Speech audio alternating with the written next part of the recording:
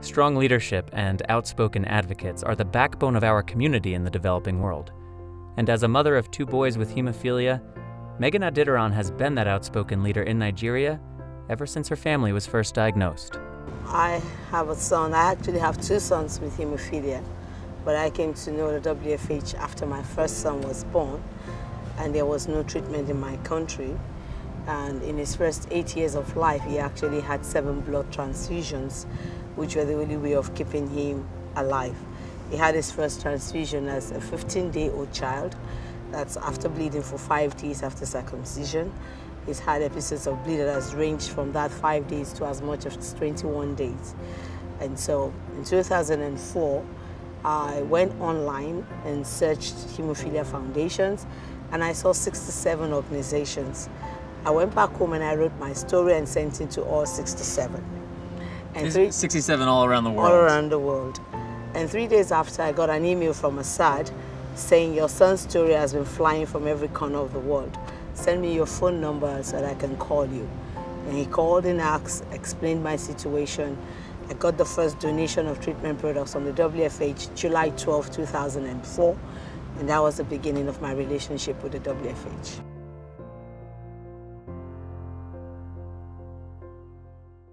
I've always said the humanitarian aid for me in my country is the difference between life and death. Most developing countries share the same thing I experience in my country. From sub-Saharan Africa to Southeast Asia, we have developing countries who are in the same range. If the World Federation's data says just 25% of persons with hemophilia receive adequate care, 75% receive low or no care at all, and that's where my country falls. When I started the foundation, like I tell people, it started with just my son. Well, today we have 218 identified persons with hemophilia. When I started, there was no patient support group. There was nobody for you to talk to. Today, families have a network of someone you can call who can share your experience. When I started, we didn't have physiotherapists who knew anything about hemophilia. Diagnosis was zero. We were paying as much as $300 to $400 to get diagnosed. Today, because of the work we are doing together with the WFH, diagnosis is free. When I started, healthcare providers were like skeptical that hemophilia was not a black man's disease. Today, we are beginning to make them believe that it's a black man's disease and it has been living with us. One of the biggest challenges we face is the inadequacy of enough treatment products. There are times that we run out of products, and it's not because the WFH does not want to give, but it's because that is all they have. And there could be life-threatening bleeds that will come at that point in time.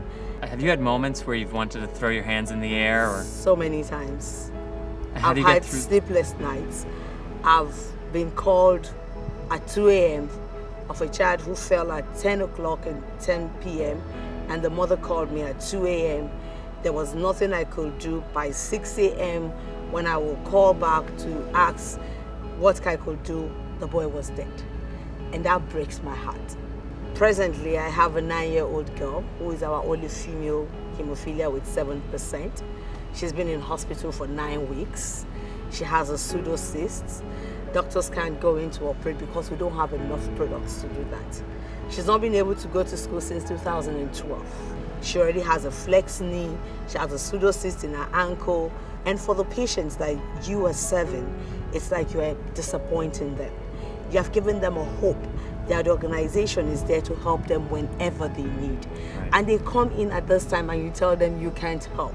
It's like a disappointment. That is one of the greatest challenges we face now. Without those products, I don't think we will have a future for our generation. So the product, the humanitarian aid program, has always been the only source of us getting treatment products. And so it's the difference between life and death.